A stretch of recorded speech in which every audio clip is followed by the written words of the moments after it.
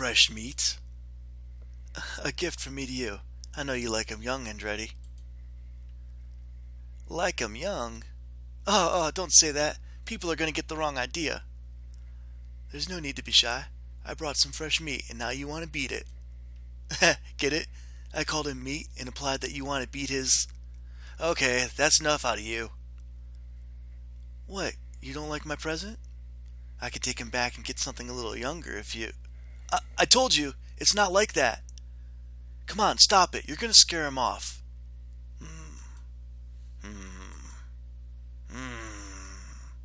Why do I get the feeling that my chastity is in danger?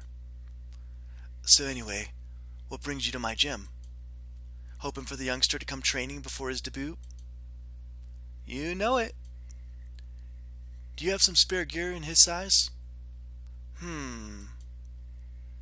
Andretti looked my body over more thoroughly, paying close attention to my body size and general physique.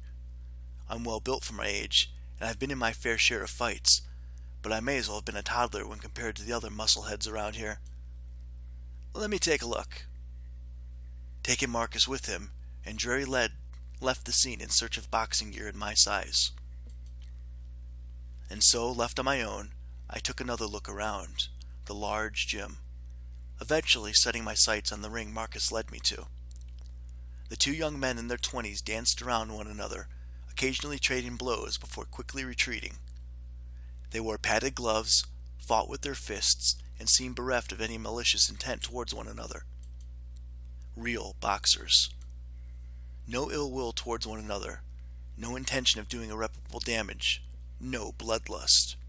Just two athletes trying to prove themselves to an audience. Is it too late for me to turn this around?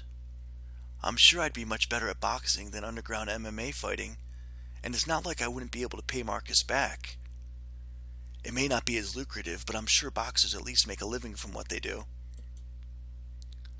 I have most of what you need, but you're going to want to buy your own mouth guard.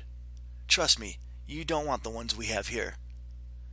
Laughing at his own remark, Andretti offered me his trunks in his hand. I eyed the gloves underneath as I took the trunks, quickly realizing that there was something off about them.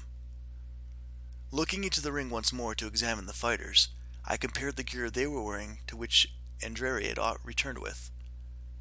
Their gloves had far more padding on them, not to mention the subtle difference in design. Whatever Andretti brought with him, it isn't boxing gear. Well, are you just going to stand there, or are you going to try 'em on? I haven't got all day.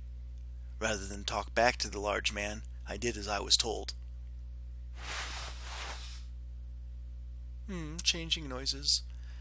After removing the clothes Sarah picked out for me, I cast aside my shoes and put on the gear Andretti had bought me.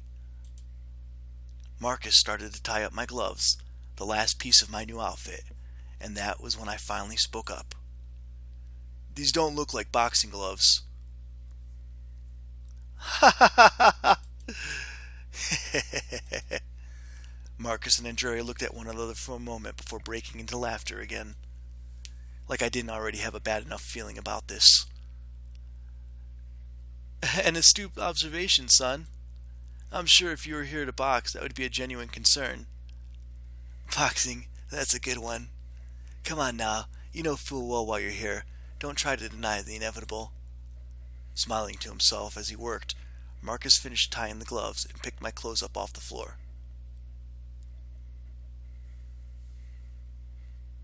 Before I could protest, Andretti escorted me into the ring. Andretti sent me into one quarter of the ring, taking the opposite corner himself. Aw, shit. You two are going to be doing some one-sided sparring today. Suo, you do all the punching. Andretti will just dodge and absorb the hits. Sounds good to me. Just like a real boxing match. No leg breaking, no dangerous locks, just jab after jab.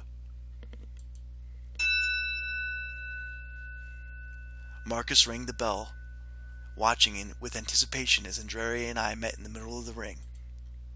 My gloved fists met with Andretti's, signifying the start of the match, or so I gathered from watching boxing on TV. Andretti took a few steps back and raised his fists, lightly bouncing on the soles of his feet as he moved around the ring.